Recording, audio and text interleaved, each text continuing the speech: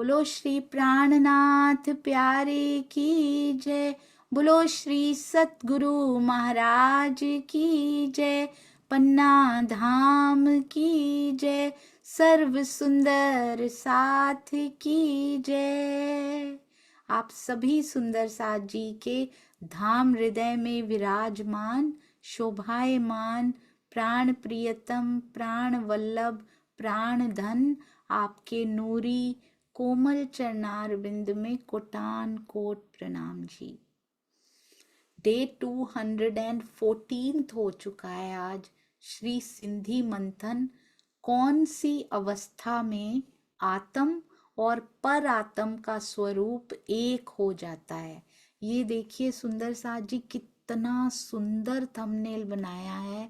चाहे खाते हों, खा रहे हैं यहाँ पे, खाते पीते सोवत, खाते पीते उठते, सबके हृदय देखिए कैसे धड़क रहे हैं। और उसमें पिया जी की बैठक हो तभी ये मुस्कान हो सकती है, हृदय मुस्कुराता हुआ तभी हो सकता है, नहीं तो करोड़ों अरबों होते हुए भी अंदर कोई ना कोई दुख। नानक दुखिया सब संसार। सुंदर साथ जी, सोवत, सुपन, जागृत, ये देखिए, खाते पीते उठते बैठते सोवत सुपन जागृत। चाहे हम जागृत हो गए हो या सपने में ही हो, अभी ये माया के संसार में सपने में बैठे हुए, पर स्वप्न की बुद्धि का आवरण हट जाए, विवेक बुद्धि के बाद हमारे में तो विवेक, हम कहाँ निज बुद्ध की बात। मैं खुद सुंदर साथ जी, शर्म आती है मुझे अपने आप पे। हम तो जागृत बुद्ध कहने में भी कई बार ऐसे समझते थे कि ये तो नीचे है,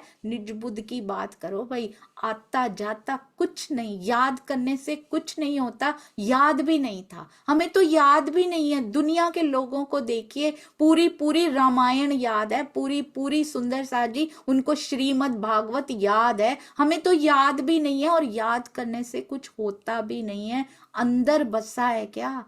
जैसे एक कंकरी अर्श की 14 तबक उड़ा सकती है ना, बिलीव सुंदर साथ जी, एक शब्द इसका ट्रूली अंदर चला गया ना, वो इस स्वप्न को उड़ा सकता है। सुंदर साथ जी, तारतम वाणी का एक शब्द हृदय को भेद गया ना, जिस दिन तीर त्रिगुड़ा जिस दिन भेद गया, एक शब्द लगने की देर है, वो इस स्वप्न के संसार को मेरे हृदय से उड़ा सकता है और केवल परम धाम का वास करा सकता है। केवल एक कंकरी है ना, एक शब्द जो है वो ऐसा कर सकता है। तो सोचिए, मेरी तारतम वाणी में पिया का स्वरूप है, ये ज्ञानमय स्वरूप है। सुंदर साथ जी, कोई छोटी बात नहीं है। वाणी को कोई किताब मत समझ लीजिएगा। उस दिन सरकार श्री की इतनी सुंदर चर्चा सुनी, उसमें वो यही कह रहे थे कि ये कोई किताब नहीं है, ये कोई स्याही नहीं है, ये कोई शब्द लिखे हुए नहीं है। सुंदर साथ जी, ये तारतम वाणी है।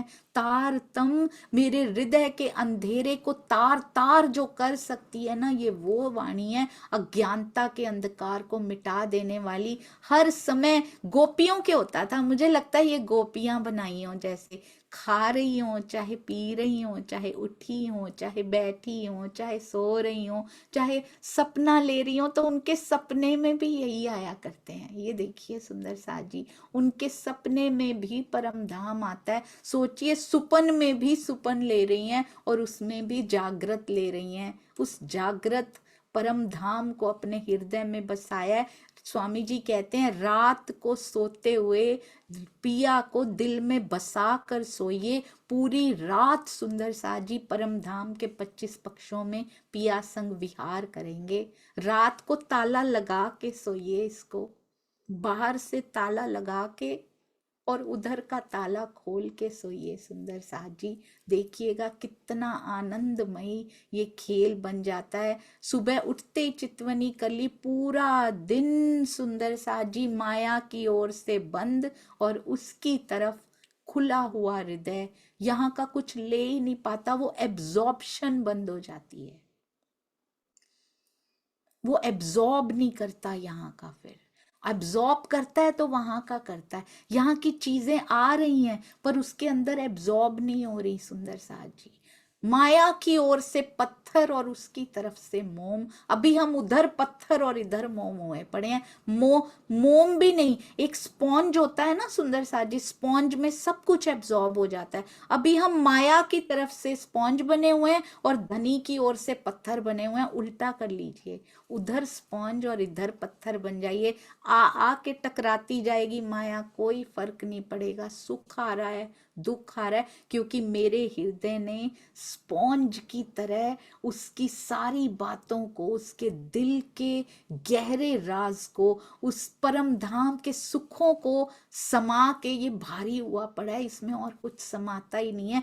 आधा आधा जो जो फेस इसका माया की तरफ है वो पत्थर हो गया। अब उस पर कोई फर्क नहीं पड़ता सुंदर सा जी। हाँ, करुणा होती है उस हृदय, वो हृदय पत्थर नहीं होता कि उसके हृदय में, हाँ दुख सुख के लिए जरूर हो जाता है, पर किसी पे कोई आपदा आई हो और हमारे अंदर करुणा ना हो, ऐसा हृदय पत्थर नहीं हो सकता। वो सत्य पे भी डटा रहेगा, उसमें धर्म के सारे गुण भी पाए जाएंगे सुंदर सा जी। जीव के दिल की बात कर रही हूं मैं। ये कैसे इन गुण इंद्रियों को फिरा देना है, कैसे सोते हुए भी मेरे धनी ही धनी चलते रहें।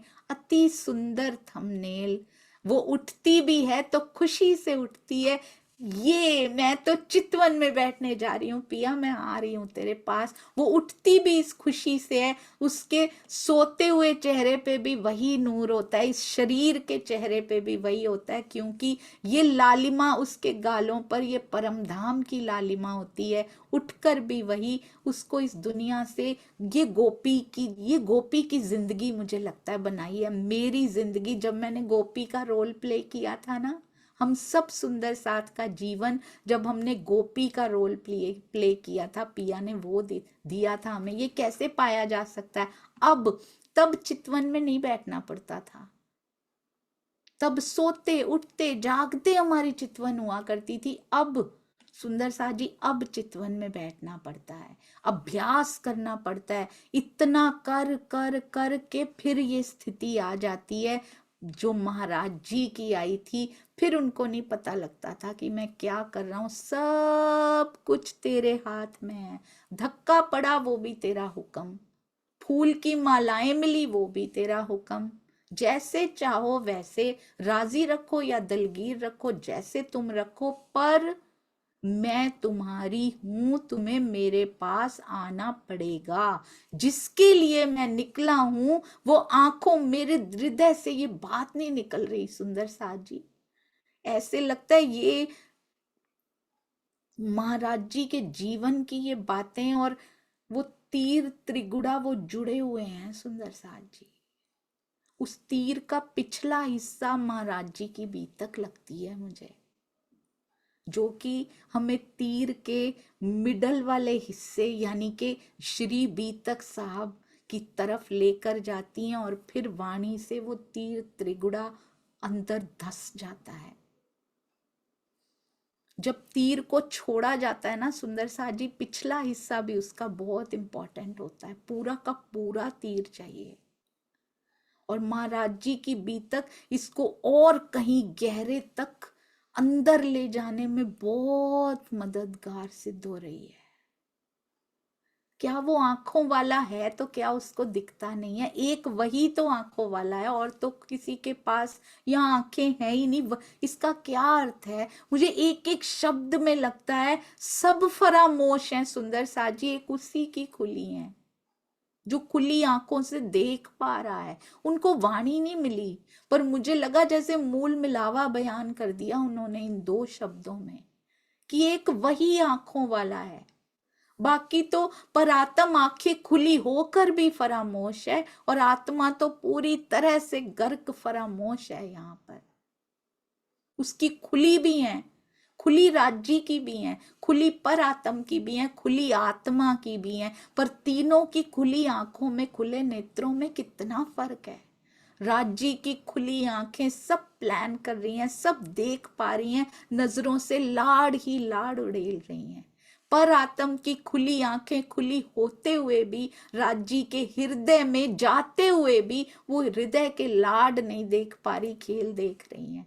आत्मा की आंखें खुली होते हुए भी सुंदर साज जी परम धाम नहीं देख पा रही, जीव पर डाल दी हैं, खुली हैं आंखें, जीव भाव को प्राप्त हो गई, देख रही है, खुली आंखों से देख रही है, पर इस खेल को देख रही है, जीव के ऊपर पड़ गई है उसकी आंख, उसी भाव में भावित होकर खेल को देख रही है। तो कहते एक वही आंखों वाला, क्या उसको दिखाई नहीं देता होगा मैं कैसे घूम रहा हूं? जब तक वो नहीं देता मैं नहीं मांगूंगा, अपने तन के लिए कपड़ा भी नहीं मांगूंगा। सुंदर साज जी, ये तीर त्रिगुड़ा भी अंदर घुसता है ना, वापस निकलने का नाम नहीं लेता, और उसमें से जो रस बहता है, पूरा दिन बहता है इन परमहंसों के बीतक में से जो रस बहता है अंदर से, वो हृदय को कहीं टिकने नहीं देता माया में। कुछ भी हो जाए इस माया में, उसका दिल नहीं टिकता इधर। हर समय सुंदर साज जी पूरा दिन ऐसे लगता है कोई उनको धक्का मार रहा है, और महाराज जी मुस्कुरा रहे हैं, वो कुछ नहीं कह रहे आगे से, तो मैं क्यों कह रही हूं?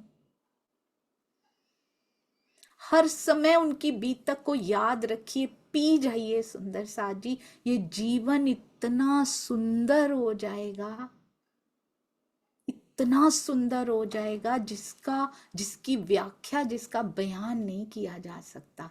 कौन सी अवस्था में आत्म पर आत्म का स्वरूप एक हो जाता है? कौन सी अवस्था होती है? जब आत्मा जाग जाती है, जब उसकी खुली आंखें जीव की तरफ से मुड़ के पर आत्म की तरफ हो जाती हैं, तब आत्म और परात्म का स्वरूप एक हो जाता है। क्योंकि दोनों जागी हुई, दोनों के अंदर 25 पक्ष, दोनों के अंदर युगल स्वरूप की बैठक, और आत्मा की नजर पर आत्म पर, आत्मा की नजर धनी के ऊपर, तब उनका स्वरूप, दोनों के अंदर सारी शक्तियां समान पर वो जागृत हो जाती हैं। और आत्मा परात्म से भी सुंदर साजी फिलहाल इस समय इस मोमेंट में परात्म जो सुख नहीं ले पा रही, आत्मा वो सुख लेकर परात्म को दिया करती है। ये राज्य ने इस खेल में हिकमत कर दी है कि ये जो लाड मैं देने आया हूं वो आत्मा के थ्रू परात्म को मिलते हैं। सोचिए सुंदर साज जी, और जीव सहभागी बन गया इन सुखों को परात्म तक पहुंचाने में, ये सहभागी बन गया तो कितना फॉर्चुनेट ये जीव है। हम आलस्य में, सच में सुंदर साज जी अब समझ आती है क्यों कहा जाता है कौड़ियों के बदले खो रहे हो तुम। ये जीव ने सहायक बनना था, सहाई बनना था परात्म तक सुख पहुंचाने में, तो इसको अंश प्राप्त होना है, उसका इनाम मिलना है इसको। और ये बेचारा आलस्य करके या सोने में या फिर यहीं के काम, कीजिए काम, राज्य ने मना नहीं किया कभी भी। माया में लाए हैं, बच्चे हैं, परिवार है, कीजिए काम। गोपी रूप में सामने खड़े थे, कभी मना किया था उन्होंने? दिल दे दो कहते हैं, मैं कुछ नहीं मांगता तुमसे। कौड़ियों के बदले मत खोइए सुंदर साजी इस जीवन को। कभी मत कहिएगा कि आज मैंने मंथन नहीं किया, चलता है, कोई बात नहीं, कोई बात नहीं, आज ये काम था ना, कौड़ियों के बदले खो दिया आज का दिन, बेच दिया हमने आज के दिन को। उसके बदले में क्या लिया? एक कौड़ी, जिसके बदले में हीरे मिले थे, मिल सकते थे, परम धाम के सुंदर साज जी, अखंड हीरे, अखंड रत्न, अखंड सुख, एक कौड़ी लेके हमने बेच दिया अपना दिन, आज का दिन फिर बेच दिया हमने। सेवा में लगाइए, प्रेम में लगाइए। कुछ नहीं कर सकते, शरीर भी नहीं हिलता, प्रेम तो भेज सकते हैं। हर कोई, आज इतनी सेवाएं निकल चुकी हैं, कोई ना कोई सेवा जरूर सूट करती है। पूछ कर तो देखिए सुंदर साजी, वाणी मंथन चितवन से दूर मत रहिए। बहुत सुंदर श्री सिंधी वाणी हमें सिखाती है, अति अति अति सुंदर सुंदर साजी सिंधी टीका में मार्कंडे जी का दृष्टांत आ गया है।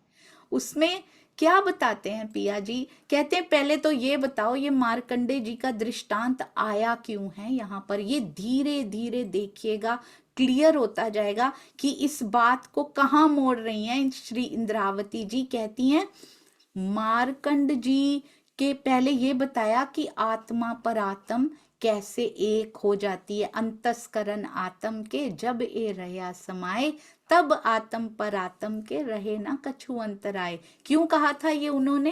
कहते हैं आपके हाथों में है, हमारा कुछ वश नहीं चलता। हमारा दिल तो जाग गया है, पर ये ज्ञान हमारी आत्मा तक नहीं पहुंचा। जीव का दिल तो जाग गया, पर आत्मा तक ये ज्ञान पहुंच नहीं पाया, नहीं तो आत्म पर आत्म का स्वरूप एक हो चुका होता अभी तक। तो चितवन के माध्यम से ही, और सीढ़ियां छोड़नी नहीं है बीच में। अरे डायरेक्ट चितवन के माध्यम से मिलते हैं तो वाणी मंथन क्यों करो, चलो चितवन में बैठ जाओ, नहीं होगा सुंदर साथ जी। देर आर फ्यू स्टेप्स, वो लेने ही पड़ेंगे। आप ये बताओ स्कूल में जाओ ना और बोलो कि मुझे 11वीं में कॉलेज में प्रवेश दे दो, देंगे? वो बोलेंगे पहले प्री रिक्विजिट्स कंप्लीट तो करके आओ जो इसके लिए चाहिए होते हैं। तुम तो फॉर्म भी नहीं भर सकते यहाँ का। तो बैठिए, चितवन में बैठिए, शरीर सधेगा साथ साथ, कोई बात नहीं। पर आपको, हम सबको वाणी मंथन करना मस्ट है। पहले जीव में ही ज्ञान प्रवेश होगा, फिर आत्मा में प्रवेश कराएंगे राज जी।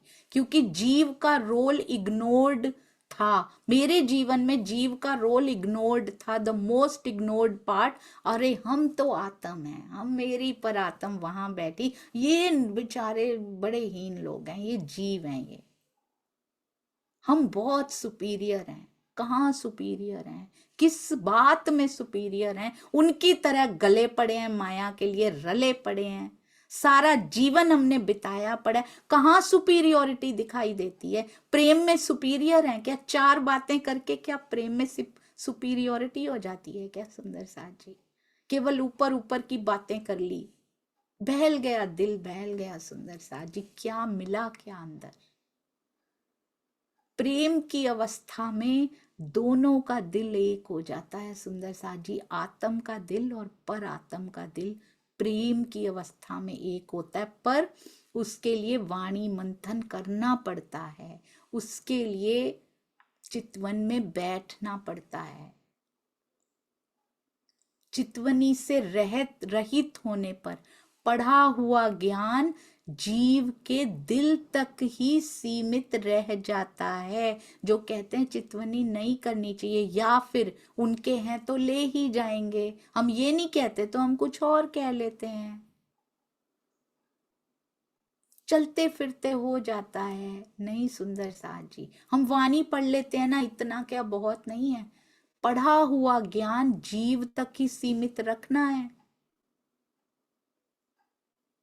प्रैक्टिकल चितवनी होती है। ऐसा कौन सा डॉक्टर होता है जो थ्योरी पढ़ के डॉक्टर बन जाए, जो कभी परख नली जिसने हाथ में ही ना पकड़ी हो, जिसने ऑपरेशंस किए ही नहीं, जो गया ही नहीं प्रैक्टिकल लैब में, वो कैसा डॉक्टर सुंदर साथ जी? परम धाम की रहनी की अवस्था प्राप्त नहीं हो पाती। कौन सी होती है? कहते हैं वो रहनी जब यहाँ आ जाए, अष्ट प्रहर 64 घड़ी की रहनी जब यहाँ आ जाए तो उसको रहनी कहा जाता है सुंदर साथ जी। अब तो हमें पता है कि रहनी का अर्थ एक्चुअली में होता क्या है। अब तो हम सब सुंदर साथ जी को पता है। 8 पहर 64 घड़ी लगी रहे अनुराग।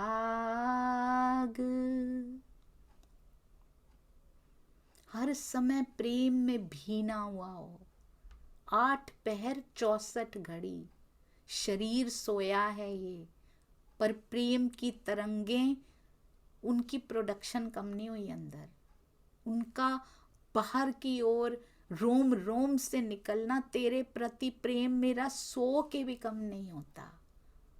मुझे 25 पक्षों में सोते हुए भी लेकर जाता है। ऐसा प्रेम, 8 पहर 64 घड़ी, हमें समय नहीं मिला, चलता है। नहीं चलता सुंदर सा जी, ये नहीं चलता। गोपियों ने कभी नहीं कहा था, जब तक धनी ने नहीं रोका उनको आके कि नहीं अब 52 दिन का वियोग चाहिए बीच में, नहीं तो तुम तो यहीं पे मस्त हो भाई। एक दिन भी मैंने गोपी रूप में, जब मुझे वो रोल पिया ने दिया था, हम सबको दिया था, एक दिन भी नहीं कहा कि आज कृष्ण जी से ना मिलूं तो चलता है, कोई बात नहीं, आज हमारे घर में शादी है, नहीं भी मिले तो क्या हो गया, कभी नहीं कहा था। तो आज मंथन के बिना कैसे चलता है, आज उससे मिले बिना कैसे चलता है। 8 पहर 64 घड़ी लगी रही अनुराग, हृदय पलक ना बिसरे, तब साचा वैराग। घर छोड़ के निकलने को वैरागी नहीं कहते सुंदर सा जी, हृदय से एक पलक वो ना बिसरे, तब साचा वैराग, इस दुनिया से वैराग्य हो जाए। स्थान मैटर नहीं करता, अवस्था मैटर करती है। नरसैया जी का कहते स्थान नहीं था, अवस्था विशेष थी। वो पहुंच नहीं गए थे कि निराकार को पार करके वहां बैठ गए थे जाके, उनकी यहाँ रहते रहते अवस्था ऐसी हो गई कि उन्होंने प्रतिबिंबित ब्रज को देखा।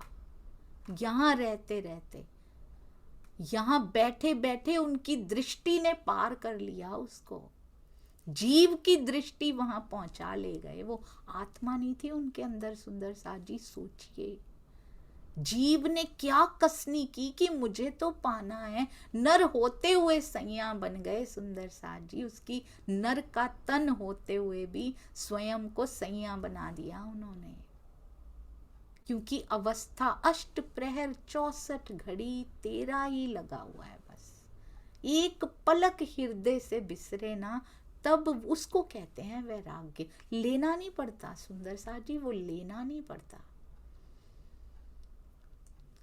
मुझे कभी कभी लगता है सुंदर सा जी, कभी कभी ऐसा लगता था कि महाराज जी ने भी छोड़ा,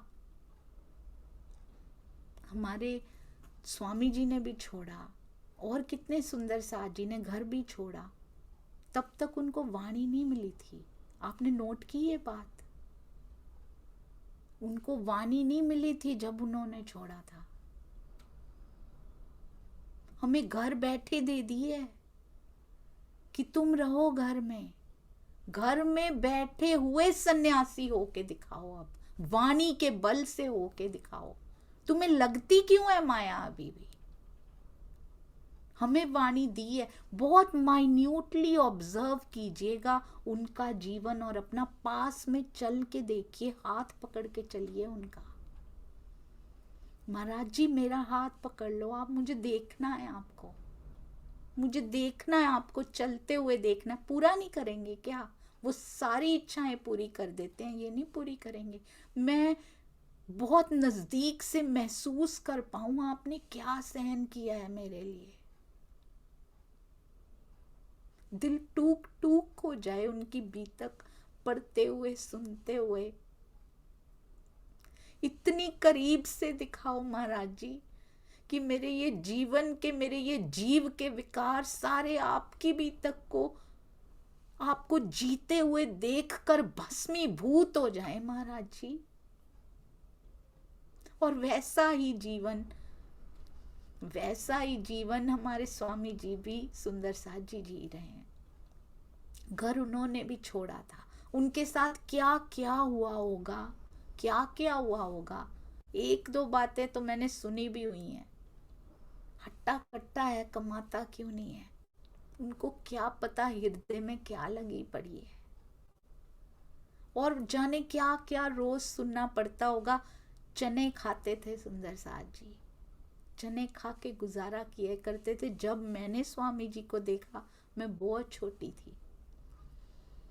स्वामी जी 18 साल के होंगे शायद, या 16, 17, 18 इतने ही होंगे, छोटे से थे। मैंने देखा उनको, उनका भी पेट पीठ एक जैसा ही होता था जब मैंने रतनपुरी में उनको देखा था। किसी से बात नहीं करते थे। सरकाश्री कहते थे चने खाता है इसीलिए तो तेरी आवाज नहीं निकलती। हम कहते हैं उनकी आवाज, मैं खुद कहती थी, अब मुझे शर्म आती है अपने आप पे कि इनकी आवाज मुझे समझ में नहीं आती, बड़ी धीरे है। पता नहीं कौन सी कसनियां की हैं उन्होंने सुंदर साथ जी।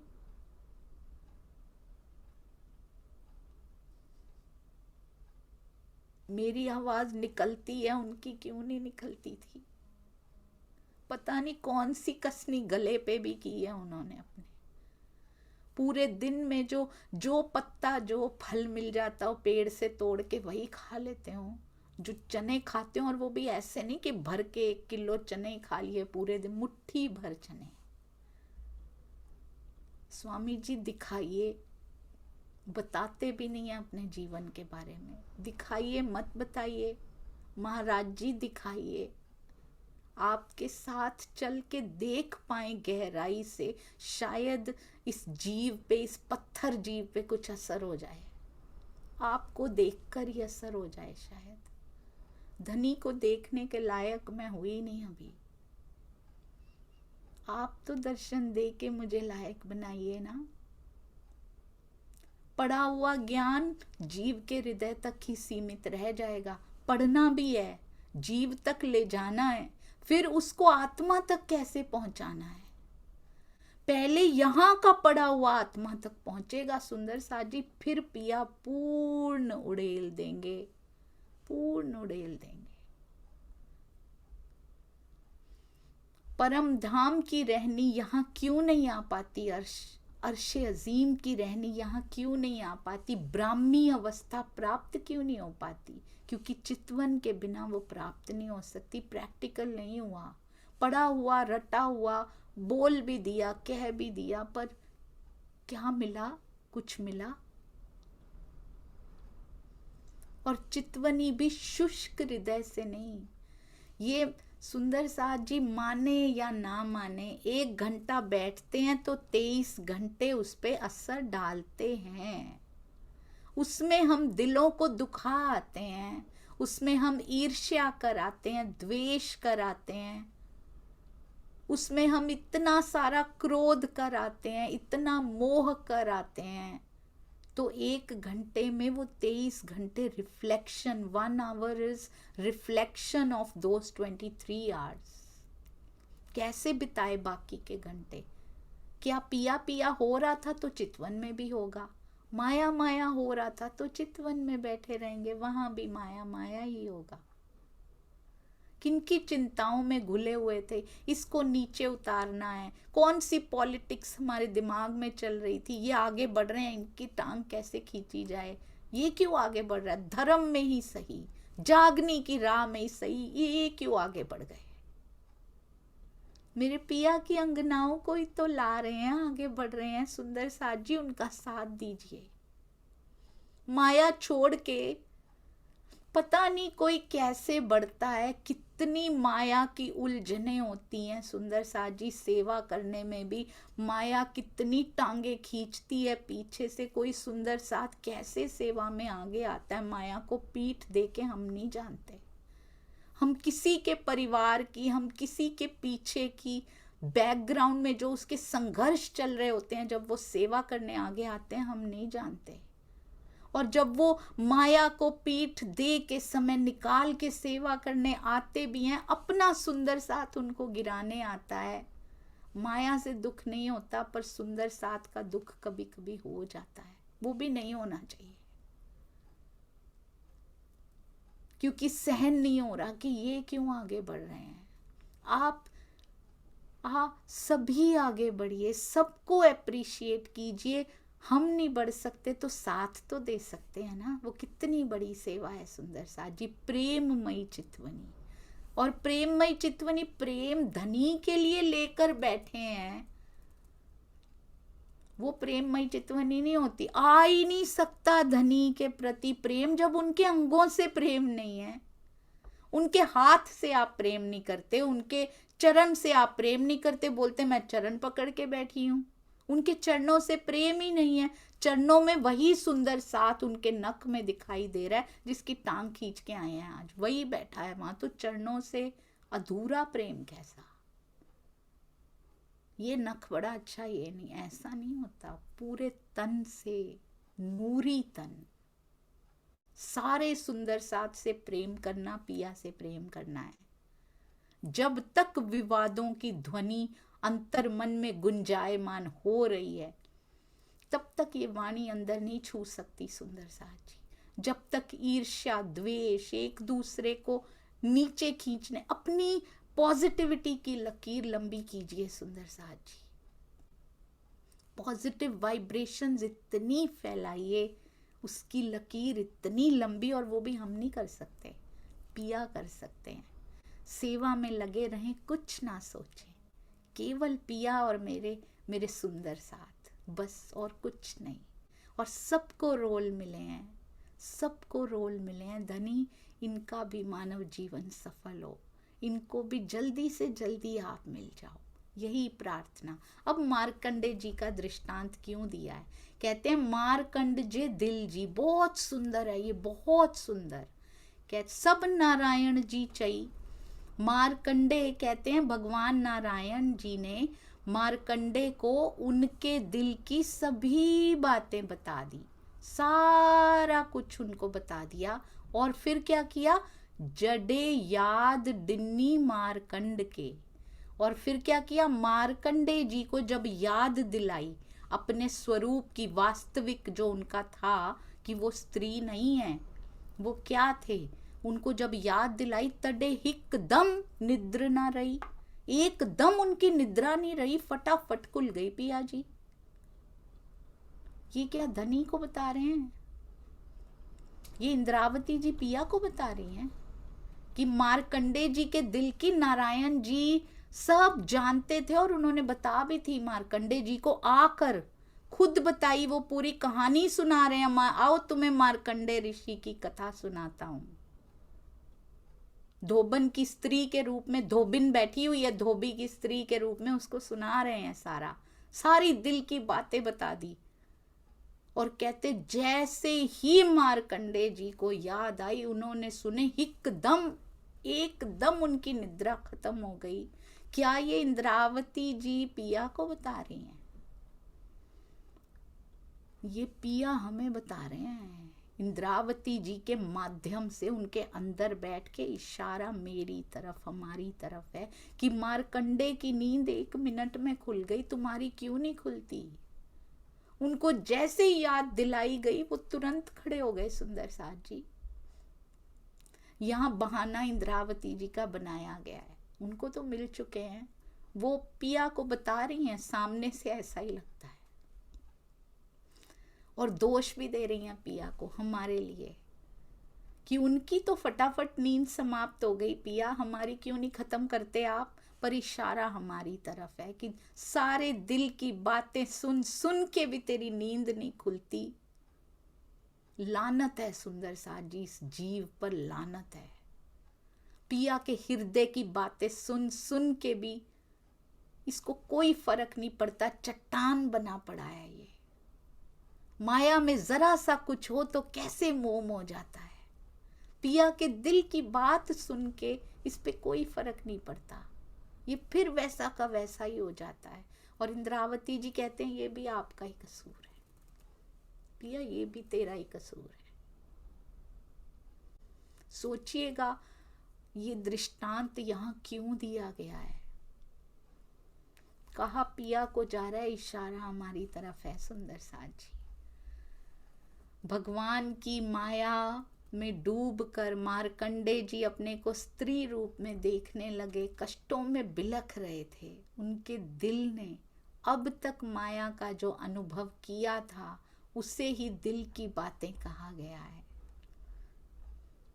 सारी बातें उन्हीं की बता रहे हैं ना, बैठ बैठ के तुम ऐसे आए, ऐसे मार्कंडे आए, तुरंत पहचान लिया उन्होंने। मेरा सतगुरु कितनी बार मेरे पास आया, सामने से नहीं बोल रही मैं। 2-2 तन लगा दिए उनके, 2 क्या, अभी अभी इस शरीर में 2 तन लगाए हैं। पीछे तो पता नहीं कितने तन होम किए उसने मेरे लिए, इस एक आत्म के लिए भी।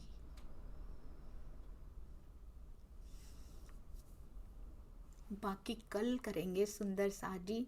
ये मार्कंडे जी का दृष्टांत ऐसे कभी नहीं सोचा था कि इंद्रावती जी इसको कैसे बताकर, लगता ऐसे है कि इंद्रावती पिया से बातें कर रही हैं, पर अंदर जाके देखो तो लगता है पिया हमें ही सुना रहे हैं कि उसकी नींद खुल गई, तेरी क्यों नहीं खुलती है। और खुद पे दोष भी ले रहे हैं, इंद्रावती जी से दोष लगवा रहे हैं कि मेरा ही कसूर है, ये भी तेरा थोड़ी कोई कसूर है, हुक्म ही ऐसा है, तू थोड़ी कुछ कर सकती है। हमें बताया जा रहा है सुंदर साथ जी, अब भी समझ जाएं। बोलो श्री प्राणनाथ प्यारे की जय, बोलो श्री सतगुरु महाराज की जय, पन्ना धाम की जय, सर्व सुंदर साथ की जय। प्रणाम जी सुंदर साथ जी।